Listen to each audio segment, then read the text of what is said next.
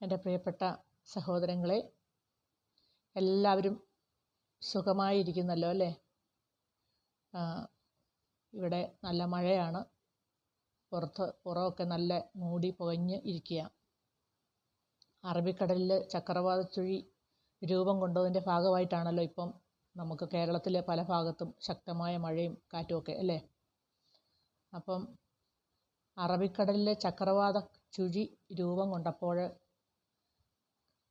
പല നാശങ്ങളും വിതയ്ക്കുന്ന രീതിയിൽ മഴയും കാറ്റുമൊക്കെ നമുക്ക് ജീവിതത്തിൽ കിട്ടിക്കൊണ്ടിരിക്കുക അല്ലേ? നമ്മുടെ നാട്ടിൽ ഒക്കെ നടന്നുകൊണ്ടിരിക്കുക.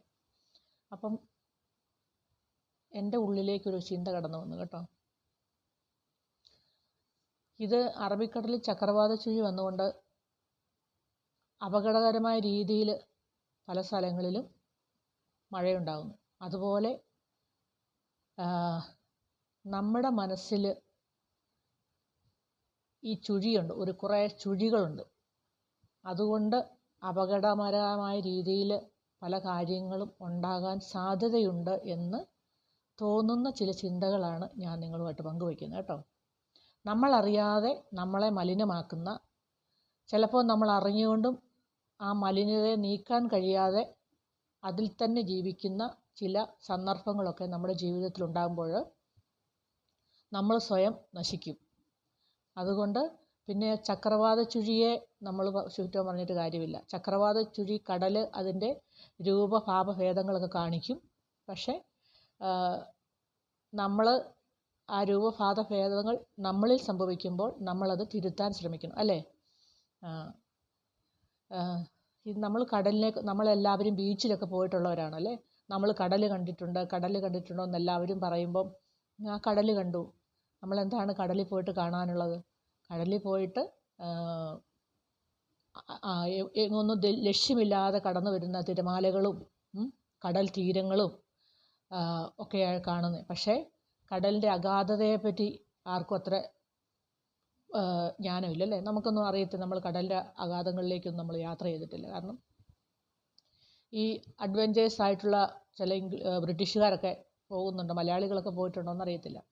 കടലിനടിയിൽ പവിഴപ്പുറ്റുകളും മത്സ്യങ്ങളും വിവിധ ഇനം ഡോൾഫിനുകൾ, തിമിംഗലം, മുത്തുച്ചിപ്പികൾ ഒക്കെ ഉണ്ടെന്നാണ് പറയുന്നത് കേൾക്കുന്നത്. പിന്നെ ആഴക്കടലിലേക്ക് പോയ അടിയിൽ തടാകങ്ങളും നദികളും ഒക്കെ ഉണ്ടെന്നാണ് പറയുന്നത്.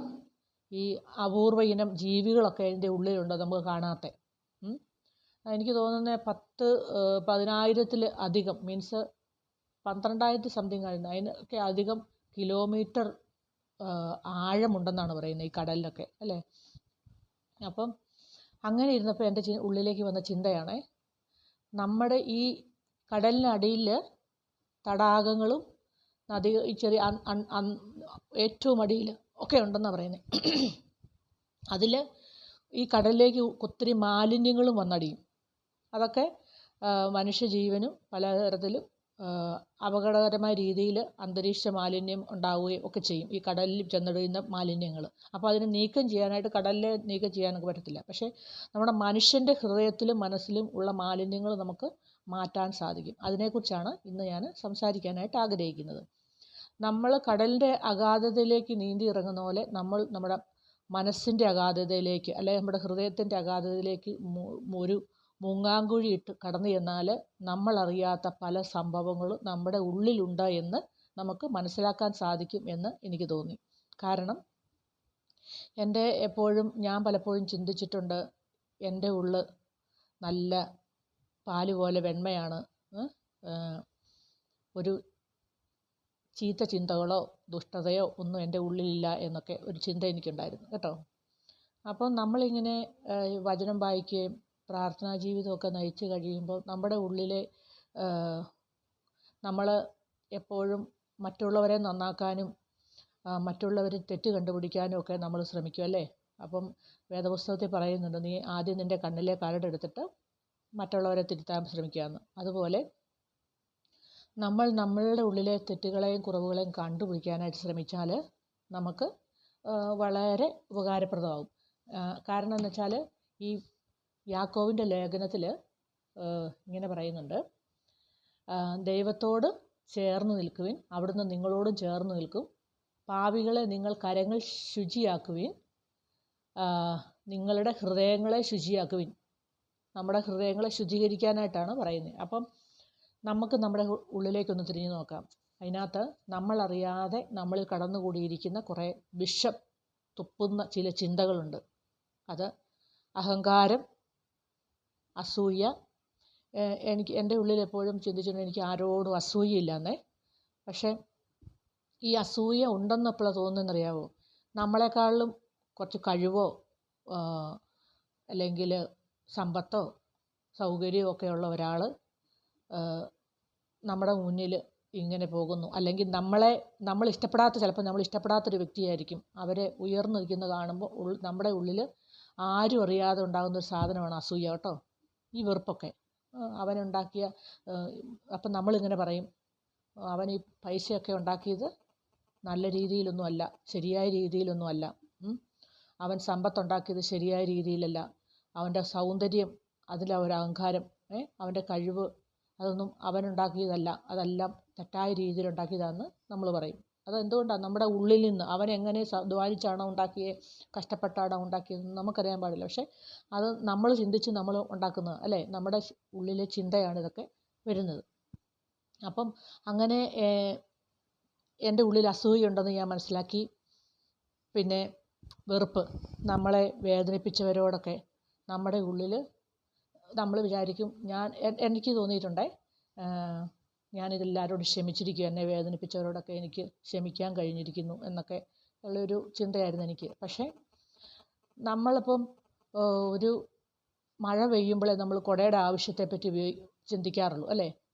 അതുപോലെ നമുക്കൊരു നമ്മൾ ക്ഷമിച്ചോ ഇല്ലയോ എന്നറിയാൻ, അല്ലെ നമ്മുടെ ഉള്ളിലൊരു ആ മുറിവുണ്ടോ, അവർ വേദനിപ്പിച്ച വേദനയുണ്ടോ എന്നറിയാൻ അവരിൽ നിന്ന് പിന്നെ ഒരു പ്രവൃത്തിയോ എന്തെങ്കിലും ഒരു കാര്യം ഒന്നുകൂടെ കിട്ടുമ്പോഴാണ് നമുക്ക് തോന്നുന്നു നമ്മൾ ക്ഷമിച്ചോ ഇല്ലയോ എന്ന്. അങ്ങനെ നമ്മൾ നമ്മുടെ കാര്യങ്ങൾ ഒന്ന് ഈ തിരക്കും ചിന്തകളും ഒക്കെ ആയിട്ട് നമ്മളിങ്ങനെ കടന്നുകൂടുമ്പം തിരക്കേറിയ ജീവിതത്തിൽ നമ്മൾ ഒത്തിരി സമയം വ്യർത്ഥമായിട്ട് ചിലവഴിച്ച് നമ്മൾ കളയാറുണ്ട് അല്ലേ? അപ്പോൾ വ്യർത്ഥമായിട്ട് ചിലവഴിച്ച് കഴിയുമ്പം നമ്മൾ നമ്മുടെ ദൈവത്തോട് ചോദിക്കുക, എൻ്റെ കുറവുകളെ ഒന്ന് എനിക്കൊന്ന് മനസ്സിലാക്കി തരാനായിട്ട് സാധിക്കണമേ. എന്നെയും എൻ്റെ ഈശോയെയും തമ്മിൽ അകറ്റുന്ന പിന്നെ ഈശോ പറഞ്ഞിട്ടുണ്ട്, നമ്മൾ അഹങ്കാരികളെ ഈശോയ്ക്ക് ഇഷ്ടമില്ല കേട്ടോ. അഹങ്കാരികളെ ഈശോയ്ക്ക് ഇഷ്ടമില്ല. ഈശോ ആഗ്രഹിക്കുന്നത് വിനയത്തോടു കൂടി കർത്താവിൻ്റെ അഹങ്കാരികളെ കർത്താവ് എതിർക്കുന്നു, എളിമയുള്ളവർക്ക് കർത്താവ് കൃപ കൊടുക്കുന്നു. അപ്പം നമ്മൾ ആ ദൈവത്തിൻ്റെ ബലമുള്ള കരത്തിൻ കീഴിൽ താണിരിപ്പാനായിട്ടാണ് ദൈവം പറയുന്നത്. അപ്പം ഇങ്ങനത്തെ പല വികാര വിചാരങ്ങൾ നമ്മുടെ ഉള്ളിലുണ്ടെങ്കിൽ നമുക്ക് പല കൃപകളും അനുഗ്രഹങ്ങളും ദൈവത്തിൽ നിന്ന് നമുക്ക് നഷ്ടപ്പെടും. പരിശുദ്ധാത്മാവിൻ്റെ കുറേ വരദാനങ്ങളുണ്ട്. പരിശുദ്ധാത്മാവിൻ്റെ ദോഷഫലങ്ങളും പരിശുദ്ധാത്മാവില്ലെങ്കിൽ ഉണ്ടാകുന്ന ദോഷങ്ങളും പരിശുദ്ധാത്മാവ് നൽകുന്ന വരദാനങ്ങളും. പരിശുദ്ധാത്മാവ് ഉണ്ടെങ്കിൽ നമ്മുടെ ഉള്ളിൽ സ്നേഹവും സന്തോഷവും സമാധാനവും ഒക്കെ ഉണ്ടാകും. ദീർഘക്ഷമയും ആത്മസംയമനവും ക്ഷമിക്കാനുള്ള ശക്തിയും ഒക്കെ നമ്മുടെ ഉള്ളിലുണ്ടാകും. ആ പരിശുദ്ധാത്മാവ് നമ്മുടെ ഉള്ളിലില്ലെങ്കിൽ ഈ ശത്രുതയും വിദ്വേഷവും വെറുപ്പും കോപവും ക്രോധവും അങ്ങനത്തെ പല ചിന്തകളും നമ്മുടെ ഉള്ളിലുണ്ടാകും. അഹങ്കാരം, അഹംഭാവം, അങ്ങനെയൊക്കെ. അപ്പോൾ ഇതൊക്കെ നമ്മൾ ഭൗതിക നേട്ടങ്ങൾക്ക് വേണ്ടി പ്രാർത്ഥിക്കുന്നതിനേക്കാട്ടുപരി ആത്മീയമായിട്ട് നമ്മുടെ ഉള്ളിലെ എൻ്റെ ദൈവത്തെ തമ്മിൽ അകറ്റുന്ന ആത്മീയ ചിന്തകളെ ഉണർത്താനായിട്ട്, ആ തെറ്റുകളെ തിരിച്ച് ജീവിക്കാനായിട്ട് ഉള്ള കൃപയ്ക്ക് വേണ്ടി ദൈവത്തോട് പ്രാർത്ഥിക്കുക. അപ്പം നമുക്ക് സ്വയമേ ആ ചിന്തകളൊക്കെ എൻ്റെ ദൈവവും ഞാനും ആയിട്ട് അകറ്റുന്ന പാപകരമായ ചിന്തകൾ എൻ്റെ ഉള്ളിൽ നിന്ന്, ആ വികാരങ്ങളെ എൻ്റെ ഉള്ളിൽ നിന്ന്, ജഡികാഭിലാഷങ്ങളെ നമ്മുടെ ഉള്ളിൽ നിന്ന് എടുത്തു മാറ്റിക്കളയാനുള്ള കൃപ നമുക്ക് നൽകും. അത് ചെയ്യാൻ പറ്റുന്ന കാര്യമെന്ന് വെച്ചാൽ നമ്മൾ ഉപവാസത്തിൽ കൂടെയും പ്രാർത്ഥനയിൽ കൂടിയൊക്കെയാണ് അത് സാധിക്കുന്നത്.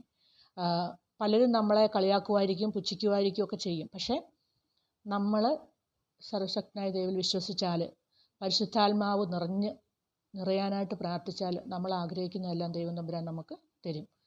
ഇതോടൊപ്പം തന്നെ എൻ്റെ വീഡിയോ കാണുകയും ഷെയർ ചെയ്യുന്നവർക്കൊക്കെ ഒത്തിരി നന്ദിയുണ്ട്.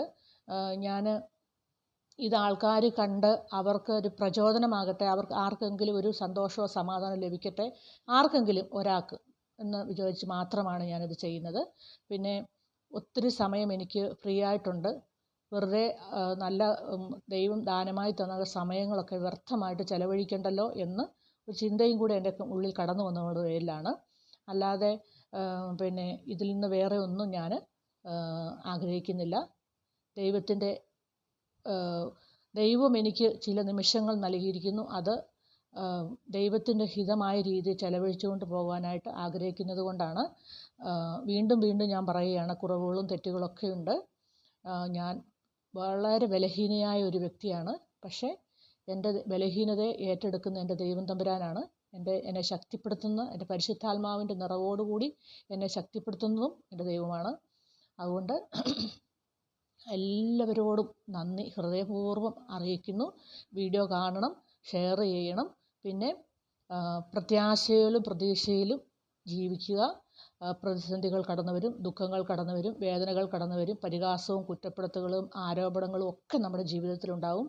പക്ഷേ ദൈവത്തോട് ചേർന്ന് പോയാൽ ഇതിനെയെല്ലാം നമുക്ക് തരണം ചെയ്യാനുള്ള ഒരു ശക്തി കൂടെ സർവശക്തനായ ദൈവം നൽകും. പരിശുദ്ധാത്മാവിൻ്റെ അഭിഷേകത്തിന് വേണ്ടി പ്രാർത്ഥിക്കുക.